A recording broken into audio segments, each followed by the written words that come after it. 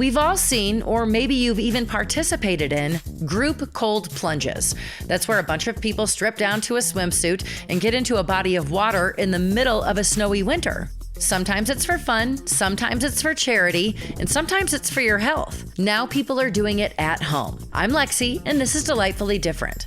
I've been seeing celebrities doing this lately, including on Live with Kelly and Mark. Mark and Gelman got into an ice bath on the show. My next guest has been doing it on the regular and posting it online. He also happens to be my former co-host on the radio.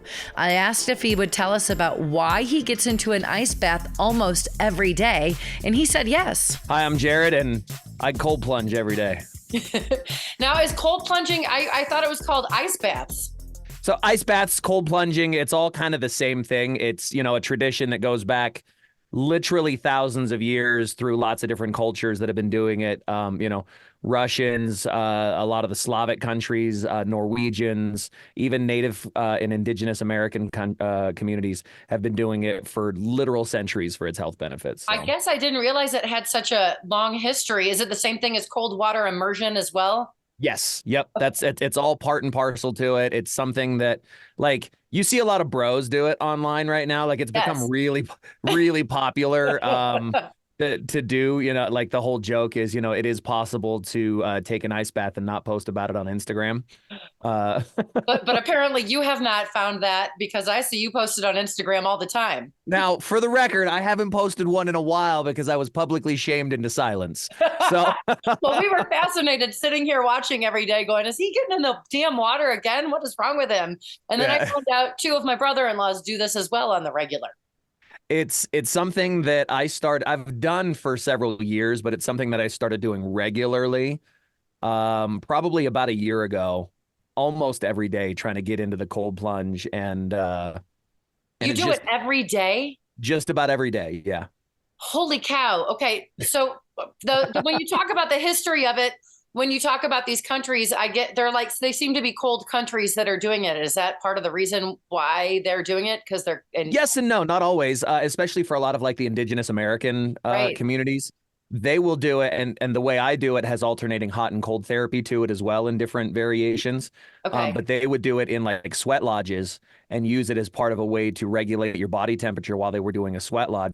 They would take other, chemical substances and then be in the sweat lodge having that experience and then go jump into like a running river or creek who's, even in the summertime, standing water or running water is probably in like the 40-degree temperature range, and then go back into the sweat lodge again so that they could last another couple hours as part of their religious ceremonies. Interesting. Okay. I did not know that.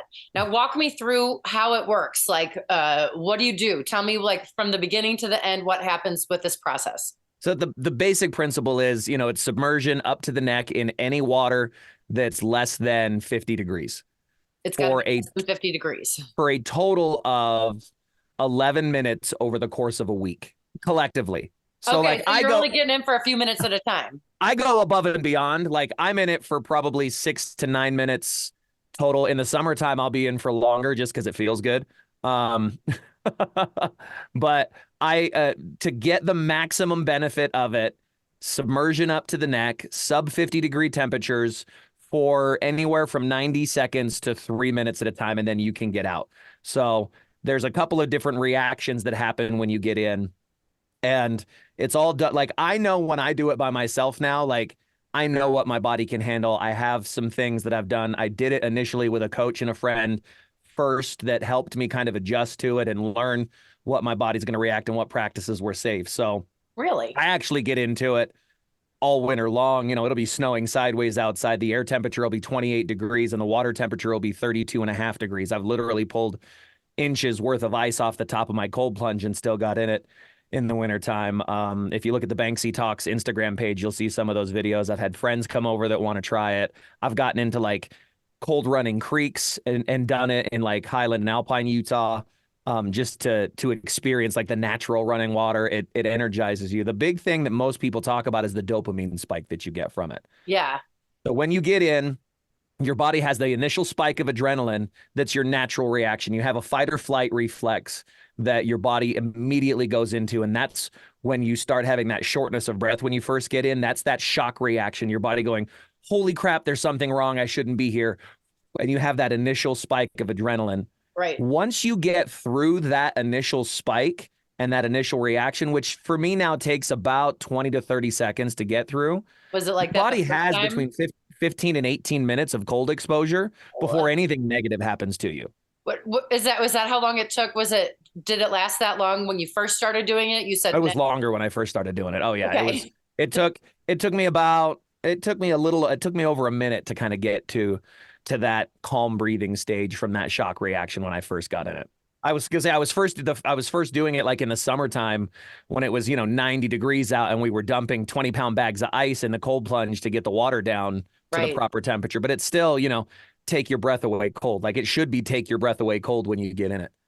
So your body has that initial adrenaline reaction, and then the long-term effect of it is the dopamine spikes in your body anywhere between 200 to 400%. And the dopamine is the mental clarity chemical that your body releases that gives you focus, it gives you stamina, it gives you clarity of thought, it breeds creativity. It's the reason why people do cocaine, because when you do cocaine, dopamine is the chemical signature reactor in that, except that when you do cocaine, the initial spike lasts for about 20 minutes, and then you have to do more and more and more cocaine to get that same dopamine spike. When you cold plunge, it spikes between 200 to 400% every time you get in, and it lasts for between 4 and 6 hours when you get into the cold plunge. I understand the feeling because I've gotten in cold water before when I've been camping and been, I thought for a second you were like, because I've done cocaine. I'm glad you clarified. No, when I know your boyfriend likes to go fishing out in the rivers and the creeks. I'm sure you've got in cold water with him before. you get in the water and then you do, but it's miserable for a few minutes, but you stay in it. And then when you get out, you do actually feel this crazy goodness from the inside. And I guess that's the dopamine. Are there other health benefits for it? Like I understand that it could possibly help you if you are an athlete. There are tons of like recovery benefits that go along with it. And there's a couple different layers for what happens. So after that dopamine spike, when you get in and you can breathe, and there's lots of different theories about the way that you should breathe and how you should breathe. The famous, Iceman Wim Hof has a lot of breathing techniques that he does. And they've done like scientific studies on this guy, Wim Hof, WIM. Okay. HOFF. What are his breathing techniques? So he has a lot of really like fast breathing techniques, like hyperventilating breathing techniques that are like almost like Lamaze, like 80s style moms giving birth Lamaze breathing techniques. That's what it seems like. In the reading that I've done, and I've read hundreds of articles about this just for my own personal education, there is a risk when you breathe the way that he does, specifically in those cold temperatures, because you run the risk of hyperventilation and blacking out. He's actually gotten into some trouble with some practitioners having health issues for that. And he really advocates for prolonged and sustained exposure into the cold. And I don't think that's necessarily healthy. Get in, you hit that 3 minutes, get out, and max time anywhere between 12 and 15 minutes, and then get out and allow your body to warm up naturally. But you get into a hot tub afterwards. I get into a hot tub. I'll get into the shower. I'll get into a sauna. In the summertime, I'll just lay on the grass in the sun and let the sun warm me up, because that's the best feeling in the world. The more you can naturally let your body warm up, the better it is. The hot tub's not the most preferred method to warm up, because when you're submerged in hot water, as opposed to being in the shower or in the sauna, your body has a harder time regulating its own temperature because you can't sweat in a hot tub. Okay. And so that's your body's natural way of removing heat and managing its core temperature is to sweat. And so when you're submerged in water, your body and your skin can't feel that reaction. So it has a harder time warming up. But I will get in it, and I'll actually do 3 rounds of alternating hot cold therapy, either between the sauna. My neighbor has a sauna and we cold plunge together, or we'll do the hot tub depending on the season. So are you doing it for 9 minutes each time? Like you get into the cold water for 9 minutes, then get in the sauna, then get back in the cold? No, I'll get it for 3 minutes for a total of 9. So I'll get in for 3 minutes, get back in the hot tub. And sometimes that's it. Sometimes I'll do 1 round. But when I'm really kind of in the zone and feeling it and being really productive, I'll make sure I try and get like the 3 rounds back and forth. And and alternate between the hot and cold. Because like you mentioned, for like athletic recovery, athletes, especially like if you've ever been a D1 athlete or a top tier athlete, you've known the benefits of cold plunging for a long time. They put you in ice baths.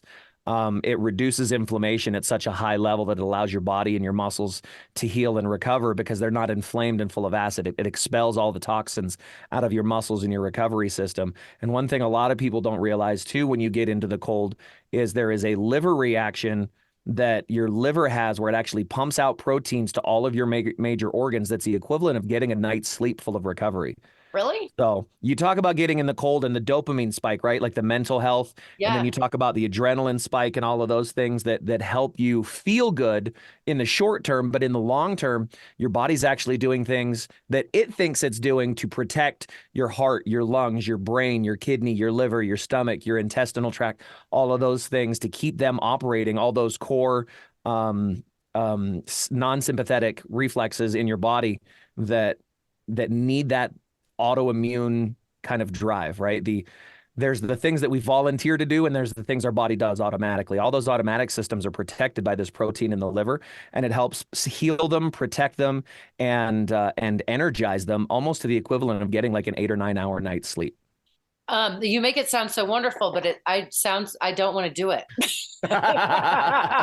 That's the wonderful benefits. That's the other side of the challenge of this. And people ask me all the time, like, why do you get into the water when it's so cold?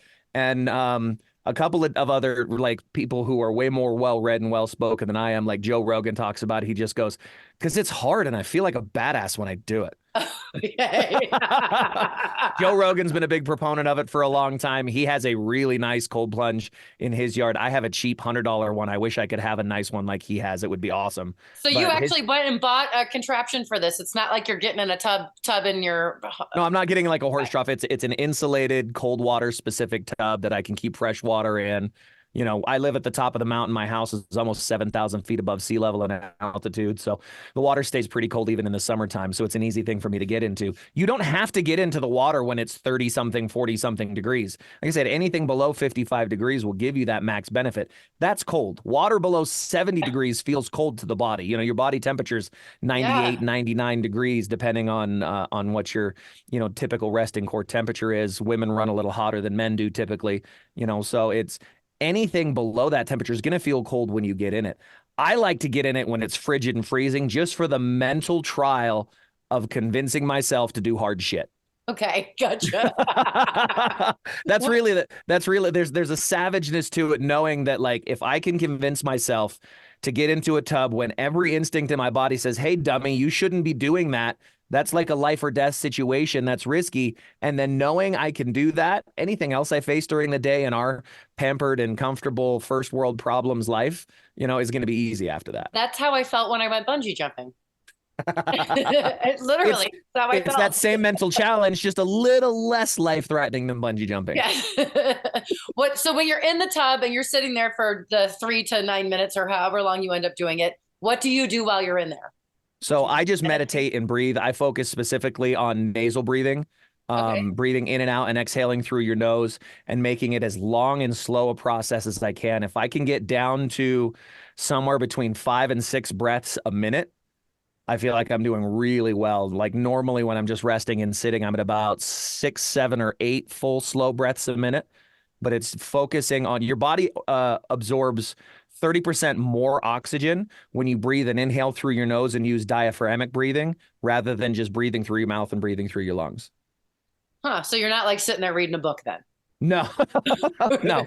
I will sit and, think about the day, think about what I have going on. And sometimes I try not to think about anything and I'll just breathe. And it's really hard when you first get in because of that shock. So I'll try and take 2 quick, like mouth breaths, like just go and that exhale and then calm myself down and mentally take control of my body in that survival mechanism and then just breathe and take as long and slow as I can. And at first it sucks because you're taking really short breaths because your body's having this reaction, but it's that 3 to 4 second inhale with a 2 to 3 second pause. And then you make the exhale longer than the inhale when you do it.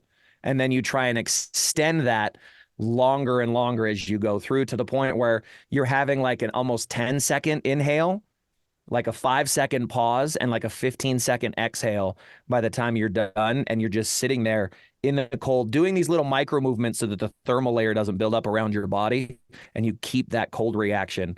And then when the timer goes off, usually I just put a song on.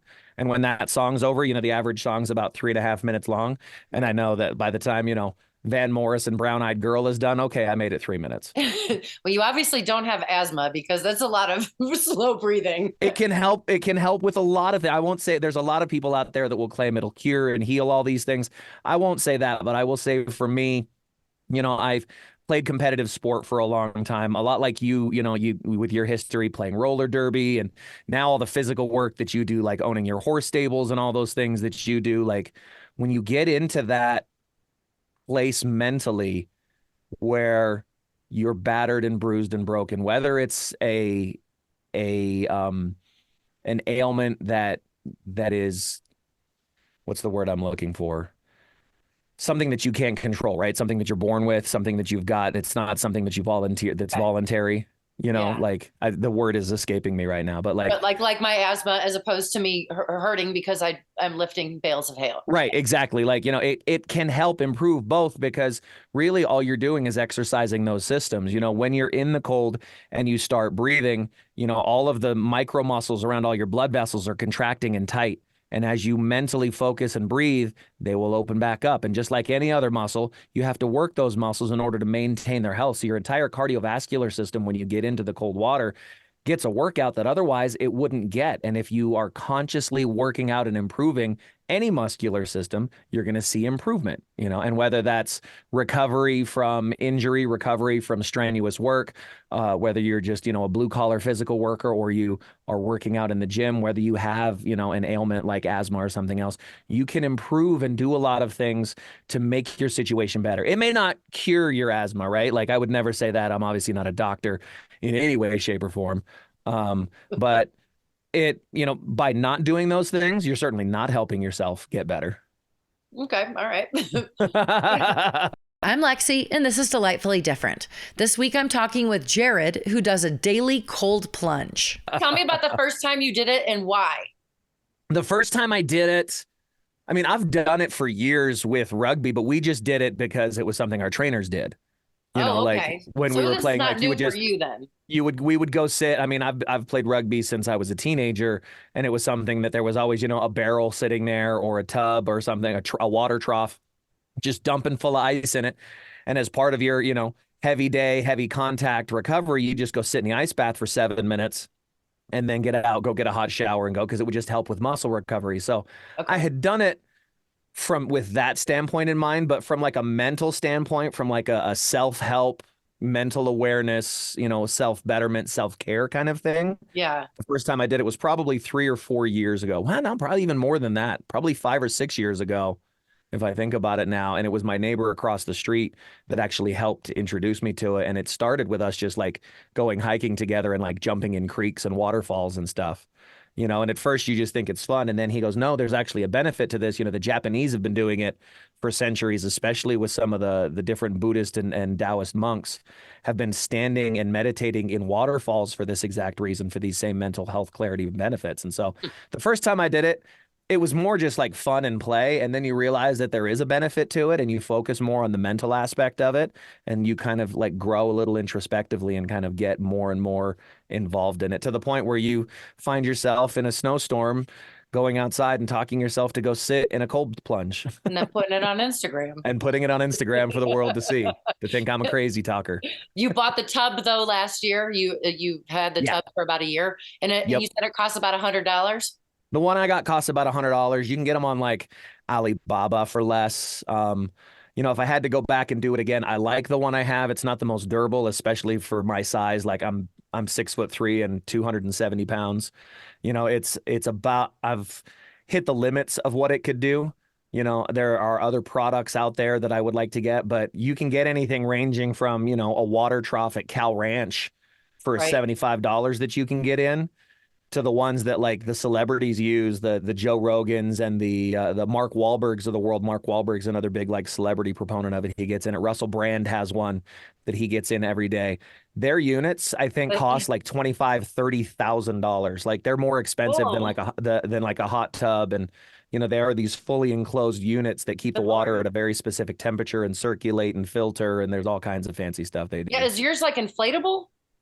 Yeah, so it has an inflatable ring and side stanchions on it. It's got 6 poles on it. Oh, okay. So the inflatable ring gives it its initial shape, and then the side support so that the vinyl doesn't bow out, and then just the weight of the water holds it up the rest of the time. And it holds about, I think it's about 30 gallons, 25, 30 gallons of water is what I put in it, and then I fill it up. Water in there all the time? Yeah, I leave the water in it all the time. They make chillers and filters for them that you can get now. I put a little just hot tub chlorine in it and keep it swirling, and I found I can go probably 3 or 4 weeks without having to change it. And does it have a filter and whatnot? Mine doesn't. It has the adapter and everything for it. I don't have a filter for it, but. And then you make it cold by actually pouring ice cubes in it.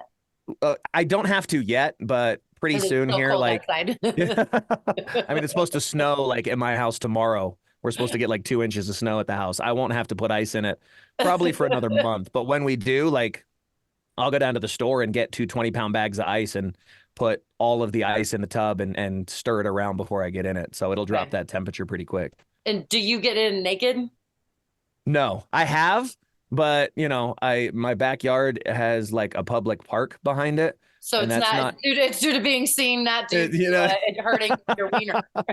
If it was in a more private spot, I 100% would. I'm not above that. Like, I think it's more natural and raw to do that. But like when I'm out in the backyard, especially when you talk about like the co-practice of grounding and being out, like connected to the earth barefoot, you know, and allowing that energy transfer to happen electrically, there are benefits to doing it outside, and it's just easy. You know, my neighbors think I'm nuts because I'll be out there in the snow barefoot and you know, in my rugby shorts, jumping in with no shirt on, just going and putting everything away like it's nothing, and the cold just doesn't seem to affect you as bad, or it does, and you just don't care at that point. And you never put your head under. The head is always out. You go up to your neck. No, I'll do head dunks in it as well, or, you know, I'll splash my head. There are other perks that come to, you know, going in a full immersion situation, but it's not safe to stay submerged for long periods of time or repetitively. Like, it's not safe to go down and come back up and take a breath and go down and come back up and take a breath. Oh, okay. It's something that over the course of 3 minutes, I might do once or twice per plunge to activate that parasympathetic reflex in your body to engage that reaction. Okay. It doesn't hurt your hands and your feet or like the small extremities? No, it doesn't, because you're not in long enough to really feel. It feels cold. Like, you definitely feel like the tingly cold feeling of the water. But, you know, unless you're in it for a prolonged exposure, there's no real significant pain. Okay. That goes along with it. It's actually helped relieve a lot of pain. You know, I have a lower back problem that's bothered me for a long time. And there's days now where I get up and my back doesn't hurt at all. And a lot of that is the reduction in inflammation that you get from being submerged up to the neck, where your body like flushes all those toxins as a survival mechanism, and it cleans out your system, where, you know, the stress and the tension, a lot of those things that you hold are now alleviated from repetitive cold plunge. What does your family think? You've got 2 teenage boys and a wife. What do they think? I think I'm nuts. Have they tried it? Oh yeah. Like, actually, Sarah will get in, you know, she doesn't get in like I do, but she'll get in once a month when the weather's nice and do it, especially when the neighbor's wife comes over. My neighbor, Ed Harold, wrote an incredible book called Life with Breath. That's one of the things that kind of kickstarted me on this journey. And his wife, Wendy, they'll come over with their dog and we'll hang out in the backyard and stretch and talk and just talk about life and things like that. But one of the big things we do is cold plunge, and she's really good about connecting with Sarah and talking her into doing it, because she's got to be talked into it. because for her specifically, like, doing that hard thing helps with people who have like high levels of anxiety, stress, for people who have depression, for people who have these other mental disorders. Yeah. The commitment to make a hard physical task a repetitive one in your life, I don't know what the science is behind it, but the research seems to suggest that there are significant benefits mentally as well as physically to being able to do that, specifically when tied to like anxiety and ADHD.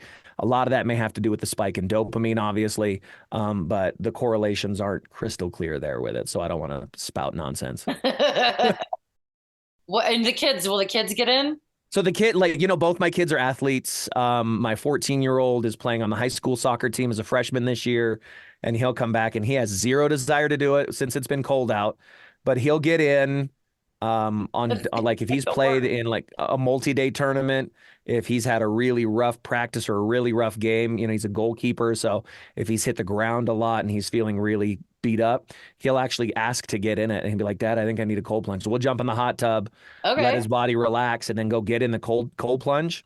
With kids, though, it's real. You have to be more careful even than adults. I don't let my kids stay in as long as I stay in. Like, my kids will stay in just long enough till they have control of their breath. And that's my indicator that they're okay and it's time for them to get out. So it takes them a little longer to react. Their systems are still developing. They're still a little more fragile, even though, Nugget is 14 years old. He's 6'1" and weighs 145, 150 pounds now. Like, he's it's been a minute since you've seen the kid, Lex. It's been about a year, yeah. He's taller than you are. Oh man, that's crazy. He still has a developing system that's not at its full capacity and won't be until he's about 25, 26 years old.